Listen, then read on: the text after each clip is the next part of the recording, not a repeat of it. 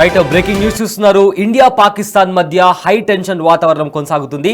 అయితే పహల్గామ్ లో జరిగిన ఉగ్ర దాడి తర్వాత టెర్రరిస్టుల స్థావరాల కోసం అదేవిధంగా వాళ్ళ హైడౌట్స్ ని గుర్తించి జల్లెడ పట్టి మరీ వాళ్ళని పట్టుకునే ప్రయత్నం చేస్తున్నారు భారత బలగాలు. అయితే ఇదే నేపథ్యంలో కొన్ని జమ్మూ కాశ్మీర్లోని కొన్ని ఉగ్రవాద స్థావరాలను గుర్తించారు.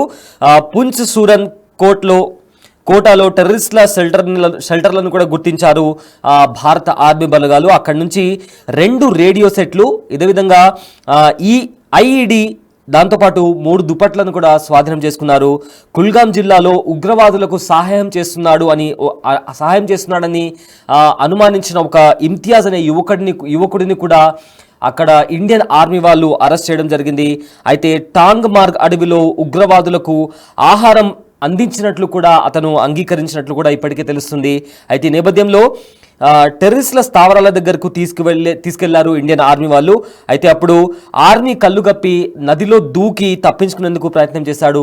సో ఈ నేపథ్యంలో అతను అక్కడ ఫ్లో అవుతున్న ఒక రివర్లో కూడా దూకి పారిపోయే ప్రయత్నం చేస్తున్నప్పుడు ఆ నది ప్రవాహంలో కూడా ఇమ్తియాజ్ అనే యువకుడు నది ప్రవాహంలో కొట్టుకోపోయినట్టు కూడా ఇప్పటికే బయటికి వచ్చిన డ్రోన్ ఫుటేజ్ ద్వారా మనకు తెలుస్తోంది. అయితే OGWతో ఇదే నేపథ్యంలో ఈ మొత్తం జమ్మూ కాశ్మీర్ ఇష్యూ జరుగుతున్న నేపథ్యంలో దీనికి సంబంధించి రాజా సింగ్ మాట్లాడారు. ఆయన ఏం మాట్లాడారో ఒకసారి విందాం. भौतिक स्वरूप की सुरक्षा हमारे वीर सैनिकों ने हमेशा की है। तो वहीं पर दूसरी तरफ भारत के आध्यात्मिक स्वरूप की रक्षा हमारे ऋषियों और मनीषियों ने की है।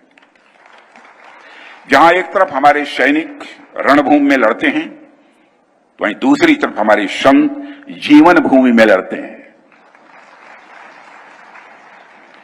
साथियों, एक रक्षा मंत्री के रूप में मेरा दायित्व है कि मैं अपने सैनिकों के साथ मिलकर देश की सीमाओं की सुरक्षा सुनिश्चित करूं, और मेरा यह दायित्व है कि अपनी सेना के साथ मिलकर देश के ऊपर आंख उठाने वालों को मुंहतोड़ जवाब दूं।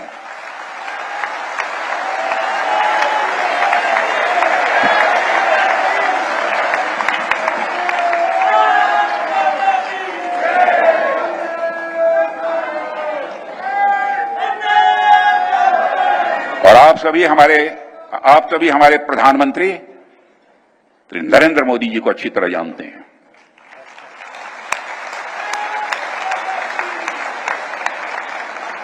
उनकी कार्यशैली से भी अच्छी तरह परिचित हैं, उनकी दृढ़ता से भी अच्छी तरह परिचित हैं।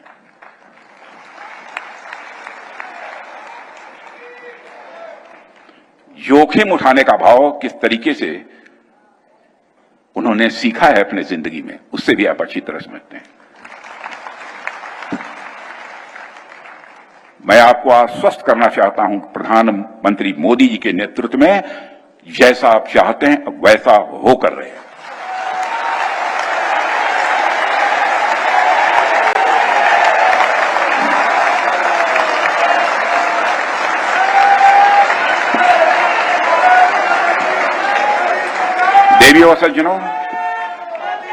देवियों व सज्जनों, जैसे हम सभी राष्ट्र के शरीर की रक्षा करते हैं, ठीक उसी प्रकार महाराज जी जैसे संत और अन्य संत भी जो हमारे बैठे हैं, वह राष्ट्र की आत्मा की रक्षा करते हैं। రైట్, అది రాజ్నాథ్ సింగ్ చెప్పింది. అయితే ఉగ్రవాదుల దాడి తర్వాత ఖచ్చితంగా మోదీ నేతృత్వంలో ఇండియన్ ఆర్మీ ఉగ్రవాదులను శిక్షిస్తుందని అని కూడా ఈ నేపథ్యంలో డిఫెన్స్ మినిస్టర్ అయిన రాజ్నాథ్ సింగ్ మాట్లాడడం జరిగింది. అయితే ఈ అంశానికి సంబంధించిన మరింత సమాచారం మా ప్రతినిధి శివ అందిస్తారు.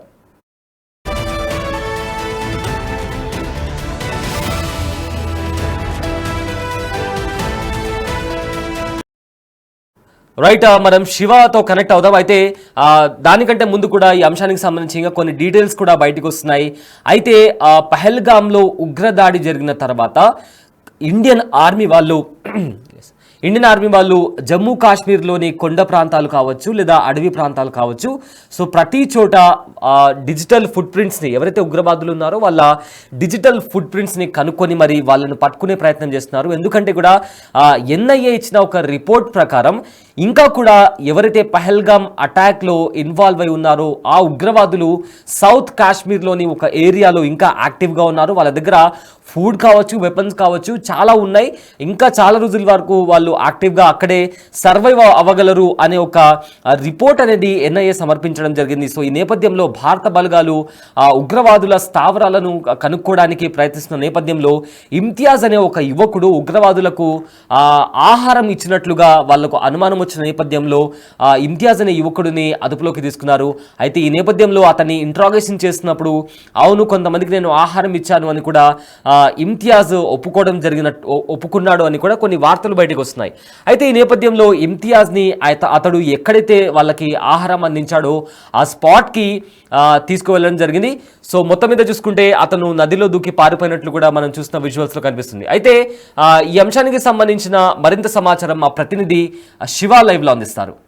విదేశీ పర్యటనలో వాయిదా వేస్తున్నారు. మరోవైపు త్రివిధ దళాధిపతులతో ప్రధాని నరేంద్ర మోడీ సమావేశమవుతున్నారు. ప్రధానితో సమావేశమైన తర్వాత జాతీయ భద్రతా సలహాదారు అజిత్ దోవల్తో కూడా ఈ త్రివిధ దళాలకు సంబంధించిన అధిపతులు సమావేశమై ఫర్దర్ గా తీసుకోవాల్సిన స్టెప్స్ పై కూడా వారు చర్చిస్తున్న పరిస్థితి కనిపిస్తోంది. ఇక ఈ రోజుకి 14 రోజులు కావాల్సింది పెహల్గామ్ లో దాడి జరిగి, అంటే ఏప్రిల్ 22వ తేదీన ఉగ్రవాదుల కాల్పులు జరిగాయి. తర్వాత దర్యాప్తు కొనసాగుతుంది. ఎన్ఐఏ కూడా దర్యాప్తు ముమ్మరం చేసింది. 12 రోజుల పాటు సుదీర్ఘంగా దర్యాప్తు చేసిన తర్వాత 12వ రోజున పెహల్గామ్ నుంచి ఢిల్లీ వచ్చి ప్రధాని నరేంద్ర మోడీతో ఎన్ఐఏ చీఫ్ వసంత్ దావటే సమావేశమై దీంట్లో ఇప్పటి వరకు కేసు దర్యాప్తు యొక్క పురోగతిని ప్రధాని నరేంద్ర మోడీకి ఇటు ఎన్ఐఏ డైరెక్టర్ జనరల్ వివరించారు. ఇటు ఎన్ఐఏతో పాటు ఫోరెన్సిక్ నిపుణులు, వివిధ శాఖల నిఘా సంబంధించిన విభాగాల ప్రతినిధులు కూడా ఈ కేసును దర్యాప్తు చేశారు. మొత్తంగా చూసుకుంటే దీంట్లో అనేక మందిని విచారించారు. అనేక మంది ఇప్పుడు ప్రజెంట్ పెహల్గామ్ పోలీస్ స్టేషన్ లో పోలీసుల అదుపులో ఉన్నట్లు కూడా తెలుస్తోంది. ఇక ఫర్దర్ గా ఇప్పుడు దర్యాప్తు ముమ్మరంగా కొనసాగుతుంది. ఒకవేళ యుద్ధం వస్తే ఏ విధంగా ముందుకు వెళ్ళాలి అనే దానిపై త్రివేద దళాధిపతులతో ప్రధాని నరేంద్ర మోడీ గతంలోనూ సమావేశమయ్యారు.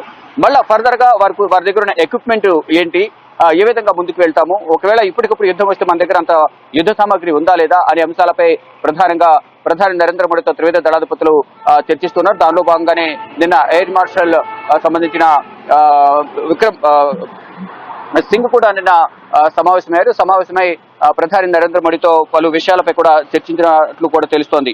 మరోవైపు యుద్ధానికి ముందే పాకిస్తాన్ కు ఆర్థికంగా, అంటే యుద్ధానికి ముందే పాకిస్తాన్ ను ఆర్థికంగా ఏదైతే ఉన్నాయో ఆర్థిక మూలాలను కూడా దెబ్బకొట్టే విధంగా భారత్ వ్యవహరిస్తోంది. దానిలో భాగంగానే వాణిజ్య ఒప్పందాలు కానీ, ఇటు పాకిస్తాన్ నుంచి భారత్లోకి వచ్చే గగనతలంపై వచ్చే విమానాలకు రాకపోకలకు సంబంధించి నిషేధం విధించడం, మరోవైపు సింధు నది జల ఒప్పందాన్ని నిర్మించుకోవడం, ఈ విధంగా కూడా చేయడం ద్వారా ఆర్థికంగా పాకిస్తాన్ కుదేలవుతున్న పరిస్థితి కనిపిస్తుంది. ముందు ఆర్థికంగా దెబ్బ కొట్టిన తర్వాత యుద్ధానికి సంబంధించి ఫర్దర్ గా ఆలోచించవచ్చు అనేది కూడా ముందుగా భావిస్తున్నారు. దానిలో భాగంగానే ముందుగా ఆర్థికంగా అనేక ఇబ్బందులు అయితే ప్రజెంట్ పాకిస్తాన్ ఎదుర్కొంటుంది భారత్ తీసుకున్న నిర్ణయాల పట్ల. ఇప్పుడు ఒకవైపు యుద్ధానికి సిద్ధమవుతున్నాయి, ఆర్థికంగా దెబ్బతీయాలనేది కూడా భారత్ భావిస్తుంది. దానిలో భాగంగా తీసుకోవాల్సిన నిర్ణయాలను కూడా తీసుకుంటుంది. దానికి సంబంధించి ఇప్పటికే కొన్ని కఠిన నిర్ణయాలు తీసుకునే నేపథ్యంలో దానికి సంబంధించి పాకిస్తాన్ అనేక ఇబ్బందులను ఎదుర్కొన్న పరిస్థితి కనిపిస్తుంది. ఆర్థికంగాను, అటు నిత్యావసర ధరల పెరుగుదలతో పాటు నీటి సమస్యలు ఎదుర్కొంటున్న నేపథ్యంలో ఇటు ప్రజల నుంచి పాకిస్తాన్ ప్రభుత్వం అనేక నిరసనను, వ్యతిరేకతను కూడా మూటగట్టుకున్న పరిస్థితి కనిపిస్తోంది.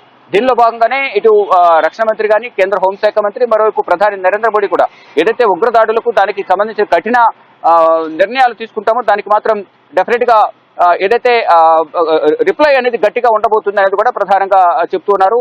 ఎట్టి పరిస్థితుల్లోనూ దీనికి సంబంధించి ఏదైతే ఉగ్రదాడి జరిగిందో దానికి ప్రతీకారం తీర్చుకుంటామో అనేది కూడా భారతదేశ వ్యాప్తంగా కూడా ప్రతి పౌరుడు కూడా ఆగ్రహం వ్యక్తం చేస్తున్నారు. దానికి అనుగుణంగానే భారత ప్రభుత్వం కానీ, ఇటు ప్రధాని నరేంద్ర మోడీ, కేంద్ర మంత్రి, రక్షణ శాఖ మంత్రి, అలాగే హోంశాఖ మంత్రి, దానికి సంబంధించిన త్రివిధ దళాధిపతులందరూ కూడా యుద్ధానికి ఎప్పుడైనా సిద్ధమైనట్టు కూడా ఇప్పటికే భారత ప్రభుత్వం త్రివిధ దళాధిపతులకు ఫ్రీ హ్యాండ్ ఇచ్చారు.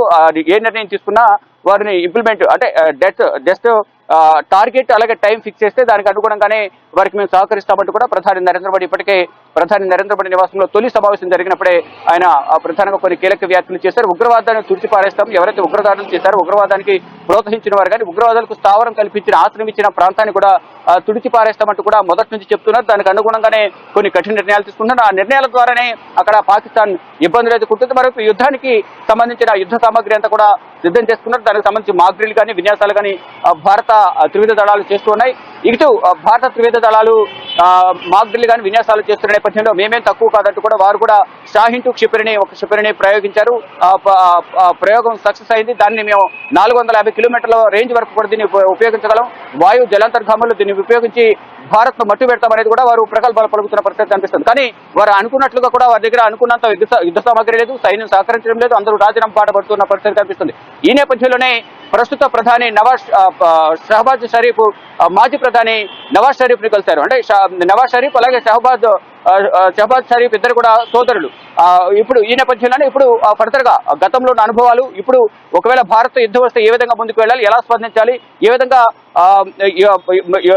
బోర్డర్స్ లో సైన్యాన్ని మోహరించాలనే అంశాలపై తన సోదరుడు నవాజ్ షరీఫ్ సలహాలు తీసుకోవడానికి నిన్న కలిసిన నేపథ్యంలో అందరి మధ్య సుదీర్ఘంగా చర్చ జరిగింది. మరోవైపు గత అనుభవాలు చూసుకుంటే కనుక అంటే ఇప్పుడు సైన్యం అనేది సరిగ్గా సహకరించడం లేదు అనేది కూడా ప్రధానంగా అక్కడ భావిస్తున్నారు. దానిలో భాగంగానే ఇప్పుడు ప్రస్తుత మాజీ ప్రధాని నవాజ్ షరీఫ్ ను కలిసి వారి దగ్గర సలహాలు సూచనలు తీసుకుంటున్నారు. ఇటు భారత్ ను ఏ విధంగా ఎదుర్కోవాలి అనే అంశాలపై ప్రధానంగా చర్చించినట్టుగా కూడా తెలుస్తుంది. మొత్తంగా చూసుకుంటే భారత్ యుద్ధానికి ముందే పాకిస్తాన్ భయపెడుతున్న పరిస్థితి కనిపిస్తుంది. ఈ నేపథ్యంలోనే ఆర్థిక మూలాలని కూడా దెబ్బతింటున్నాయి. ఆర్థికంగా వెనుకబడి ఉంది, ఆర్థికంగా ఇబ్బంది పడుతున్న పరిస్థితి కనిపిస్తుంది. ఇప్పుడు ఏ సమయంలో ఎటు నుంచి భారత్ అటాక్ చేస్తుందనే ఆందోళన, భయం అయితే పాకిస్తాన్ లో కనిపిస్తుందని ప్రధానంగా చెప్పాలి.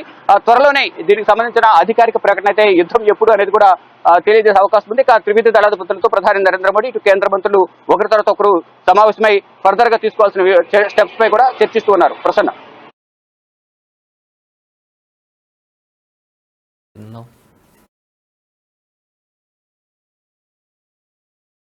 రైట్.